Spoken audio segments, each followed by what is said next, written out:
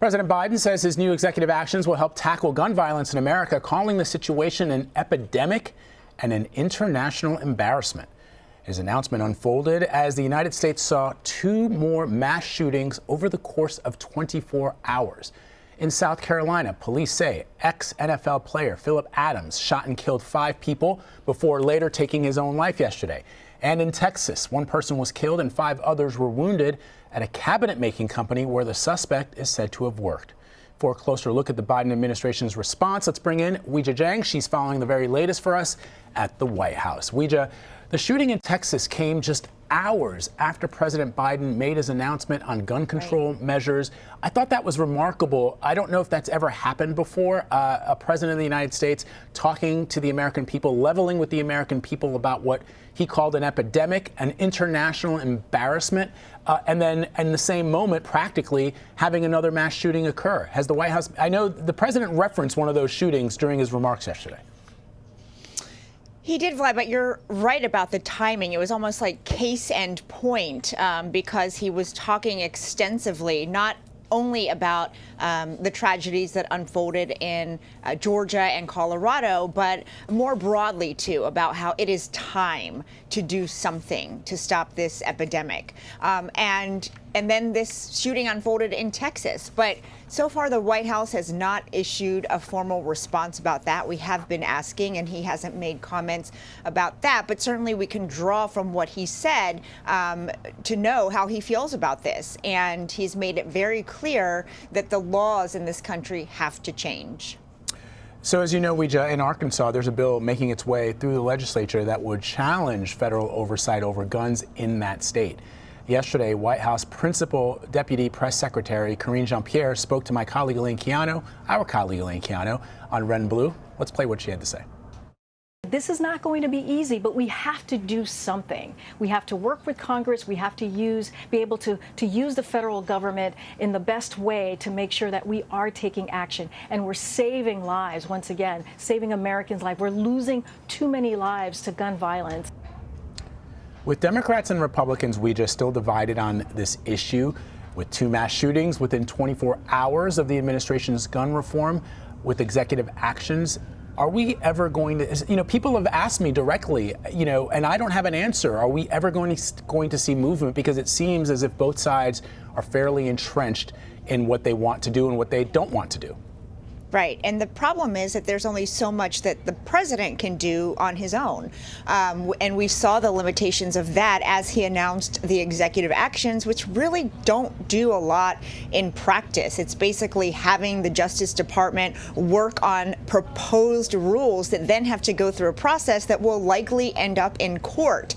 And while there are other things that he can do, like allocate resources to communities to try to combat violence, when it comes to measures that make a difference, that has to be done with lawmakers on Capitol Hill. And as you mentioned, Vlad, that has been a failure for Congress for decades now. And so, I know a lot of people have brought this up as the discussion continues. But, we've heard from lawmakers, we've heard from the vice president herself that, they thought after Sandy Hook in 2012 that's when the country would have an awakening and when constituents would be urging their lawmakers to do something. And even back then, there was no major gun reform. And so to your point, Vlad, I don't know either, because even at this point, there are ongoing pieces of legislation that simply do not have the votes to pass in the Senate,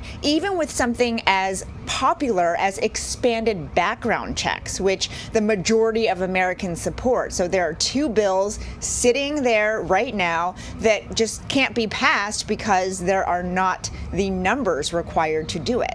It's a critical point, Weijia, that you're making. Polling after polling, including ours and others, has shown that the majority of American people do support expanded background checks. You mentioned lawmakers and how they are looking at their constituents. Well, the reality is, across this country, people want to see some meaningful gun reform happen, but there are very powerful business interests that hold the attention of these lawmakers much greater than the interests of the American public, it seems, because of what the polling suggests, and their inaction or or inability to get anything done. The other critical question for Congress, which, as you know, as it returns Monday from its 2-week recess, one thing that is on their agenda is this infrastructure plan that the president is proposing, as the effort for the removal of the filibuster faces a lot of pushback. I watched with great interest, I'm sure the White House did too, the interview that Senator Joe Manchin gave to CNN yesterday, where they pushed him on the filibuster, they pushed him on reconciliation, and it looked to me as if Senator Manchin was sort of, yeah, I'm sitting pretty here. I am very critical to what happens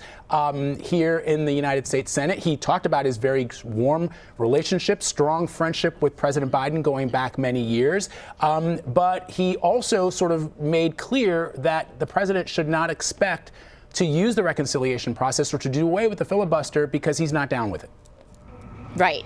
And so that becomes a question of can they get this bipartisan support that they have been talking about really since day one?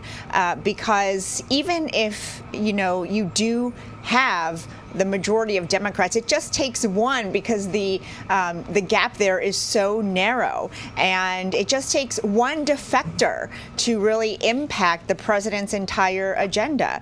And so that's exactly why the president has named 5 members of his cabinet to be the so-called jobs cabinet to go out and sell this plan to the American people, hoping that they in turn will get in touch with their lawmakers and put pressure on elected officials to support the president's plan. That includes the Transportation Secretary, Pete Buttigieg, who is actually going to be in the White House briefing today to answer questions about the plan as he joins, other members of the cabinet going out into the country and trying to convince Americans that this is the best way forward when it comes to jobs and the economy and, of course, rebuilding the nation.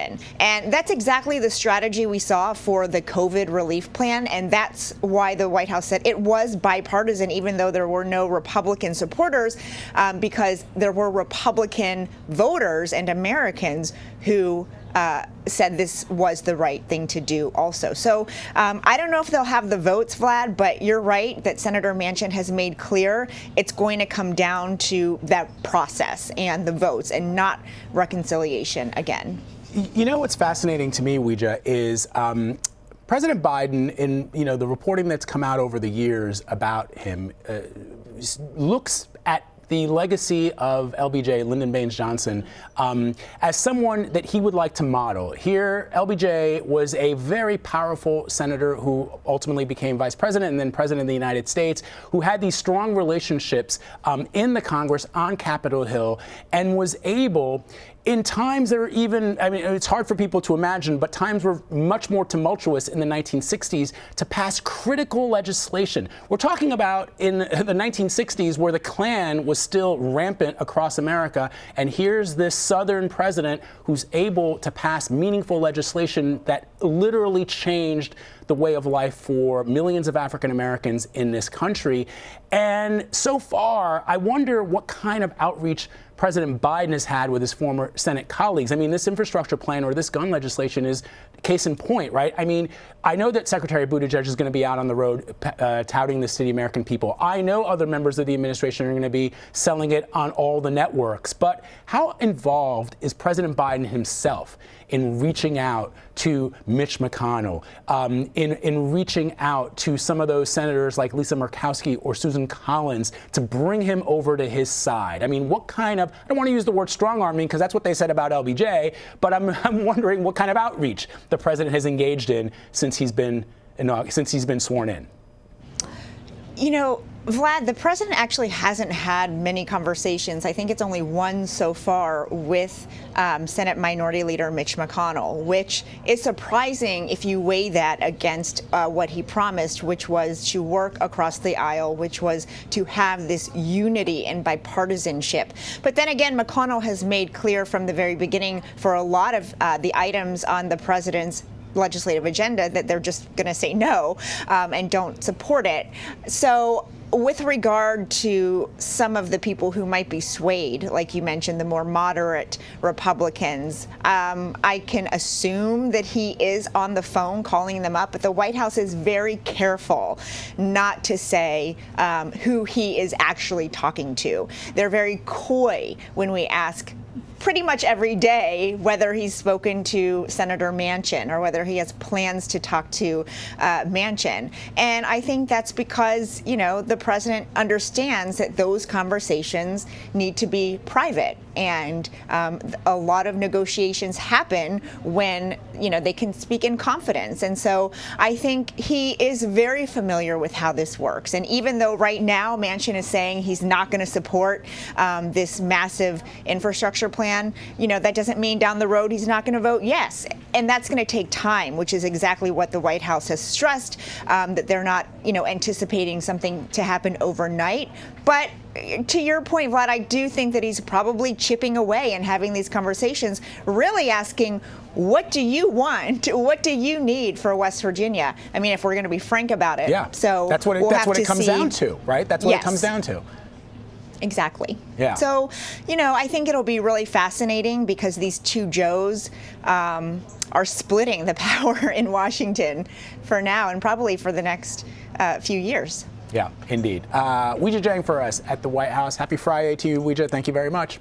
Thanks, Vlad. You too.